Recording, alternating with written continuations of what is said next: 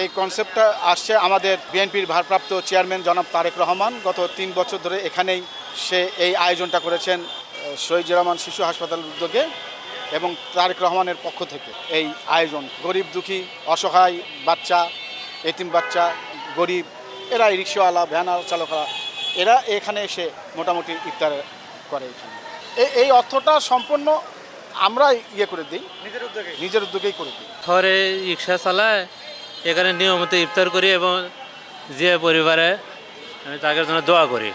না আমি ইফতারির আগে আসে 10-12 দিনের ইফতারি করতেছি, আল্লাহ রহমত ভালোই। সব প্রতিদিনই ইফতারি হয়, আল্লাহ 30 দিনই বহু লোক এখানকার সবাই ভরে যায় আর কি। না ইফতারি করা আল্লাহ রহমত ভালো, এখানে সমস্যা নেই।